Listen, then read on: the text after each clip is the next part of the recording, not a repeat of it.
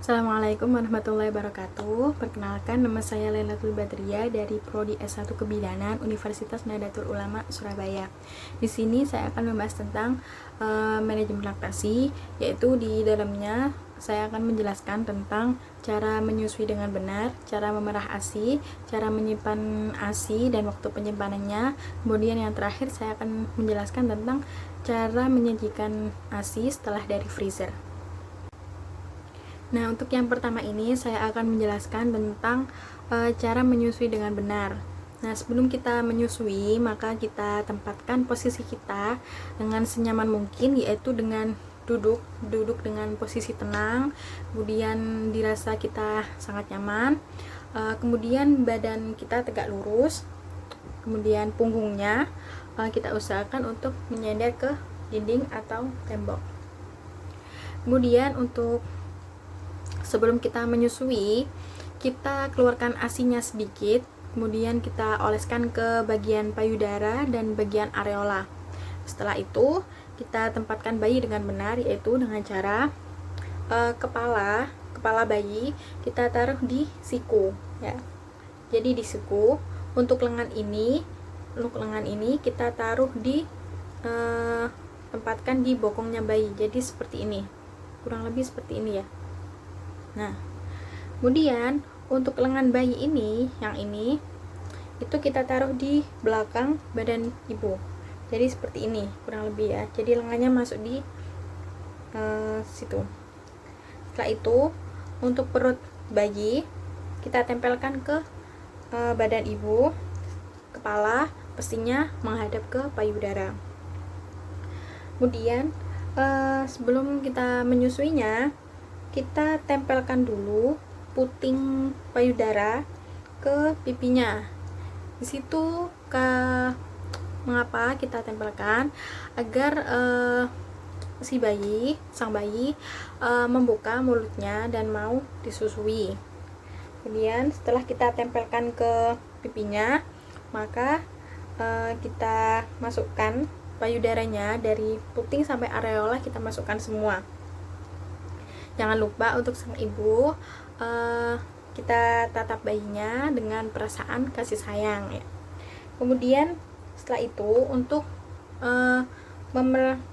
menyusuinya, tangan sebelah kanan yaitu memegang payudara sebelah kiri, yaitu yang ibu jari ini kita taruh di atas, kemudian empat jari ini kita taruh di bawah payudara, jadi seperti ini.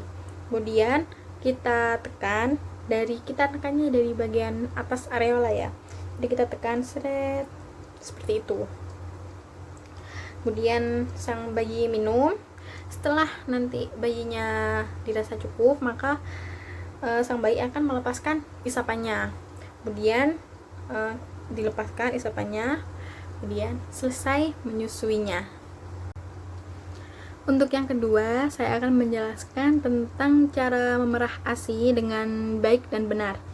Untuk memerah ASI ini, sebelum kita memerahnya, kita cuci tangan terlebih dahulu dengan sabun dan kalau bisa dengan air hangat agar kuman-kuman yang berada di tangan ini mati ya. Kemudian sebelum kita memerahnya juga, kita remas dan kita pijat payudara kita atau payudara ibu-ibu agar asinya nanti keluar dengan lancar. Dan itu juga setelah itu kita siapkan wadah atau gelas untuk mewadahi itu asinya itu di bawah, kita tempatkan di bawah payudara. Kemudian kita mulai memerahnya. Posisi tangan sama seperti tadi, cara menyusuinya yaitu anggaplah ini payudara, yaitu dengan cara satu ibu jari berada di atas, kemudian 4 jari berada di bawahnya. Nah, seperti ini. Setelah itu kita rasakan payudaranya. Apabila terdapat gundukan terutama di daerah areola, maka kita mulai memerahnya di atasnya areola, yaitu seumpama areolanya di sini, kemudian terdapat gundukan, maka kita mulainya mulai memerahnya di atasnya seperti ini. Nah, sampai ke puting. Kemudian bila dirasa ASINya tidak keluar dengan lancar, maka kita bisa mengompres payudara dengan air hangat selama beberapa menit. Kemudian setelah dikompres, maka kita akan membutuhkan waktu 1-2 menit untuk ASI itu keluar dengan lancar. Apabila ASI itu keluar dengan lambat, maka kita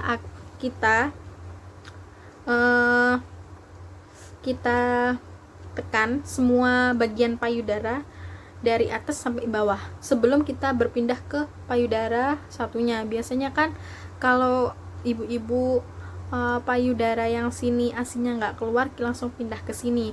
Nah, sebelum pindah itu kita sebelum kita pindah, maka kita tekan semua bagian payudara dari atas sampai bawah seperti ini semuanya. Bila memang dirasa masih belum keluar, maka boleh kita pindah ke satunya seperti itu. Nah, cara memerah ASI ini juga bisa menggunakan 2 pompa, yaitu yang pertama ada pompa elektrik sama pompa manual. Untuk pompa elektrik ini itu sangat banyak digunakan oleh para ibu-ibu karena pompa elektrik ini sangat praktis penggunaannya dan juga bisa dibawa di kemana-mana, sangat praktis juga, makanya para ibu-ibu sangat banyak menggunakan pompa ini. Nah, penggunaan pompa ini juga sangat mudah, kita tinggal menempelkan corong ke payudara, kemudian kita nyalakan mesin yang berada di pompa elektrik tersebut. Kemudian yang kedua ada pompa manual. Nah, pompa manual ini sebelum kita menggunakannya, kita pijat terlebih dahulu payudara, kita pijat terlebih dahulu dengan lembut. Kemudian setelah ASI itu keluar sedikit, kemudian kita gunakan pompa manual tersebut sambil kita tetap memijat payudara tersebut. Apabila menggunakan pompa manual ini dengan cara tidak baik dan benar, maka bisa menimbulkan infeksi payudara. Untuk yang ketiga, saya akan menjelaskan tentang cara menyimpan ASI dan waktu penyimpanannya. Untuk cara menyimpan ASI sendiri, ASI itu bisa kita letakkan dalam botol atau kantung. Biasanya ibu-ibu banyak menyimpan ASI di botol ya. Untuk waktu penyimpanan itu sendiri, apabila kita letakkan di ruangan yang bersuhu sekitar 27 derajat sampai 32 derajat Celcius, maka itu akan bertahan selama 12 jam. Apabila kita letakkan di dalam ruangan yang bersuhu 19 derajat sampai 25 derajat, maka itu akan bertahan selama 4 sampai 8 jam. Kemudian apabila ASI kita letakkan di dalam lemari es, ini lemari es bukan freezer ya, beda lagi. Kalau kita letakkan di lemari es yang bersuhu 0 sampai 40 derajat Celcius, maka itu akan bertahan selama 1 sampai 2 hari. Apabila kita letakkan dalam freezer, nah kalau di freezer yang berpintu 1, maka itu akan bertahan selama 2 bulan. Apabila kita letakkan di freezer yang 2 pintu, maka itu akan bertahan selama 3 sampai 4 bulan. Untuk yang terakhir, saya akan menjelaskan tentang cara menyajikan ASI dari freezer ya. Cara menyajikan ASI dari freezer yaitu yang pertama, pastinya kita keluarkan ASINya terlebih dahulu dari freezer. Kemudian kita panaskan, tapi kita tidak boleh memanaskannya dengan cara memanaskan di kompor ataupun microwave, karena itu bisa mengurangi vitamin yang ada di dalam ASI dan akan membunuh sel-sel hidup yang sangat berperan penting bagi imunitas tubuh bayi. Nah, untuk memanaskannya kita gunakan cara yaitu kita letakkan ASINya di dalam wadah atau baskom atau mangkuk, terus kita kasih air yang bersuhu biasa atau air hangat. Nah, itu kan nanti akan hangat dengan sendirinya. tidak perlu dengan kompor ataupun microwave yang akan mengurangi semua vitamin-vitamin yang ada di dalam ASI. Sekian untuk penjelasan yang bisa saya sampaikan tadi, dari cara menyusui, cara memerah, dan juga cara menyimpan dan cara menyajikannya. Saya mohon maaf apabila dalam saya menyampaikan tadi ada kata-kata yang kurang berkenan ataupun masih ada yang kurang. Saya mohon maaf yang sebesar-besarnya. Saya akhiri. Wassalamualaikum warahmatullahi wabarakatuh.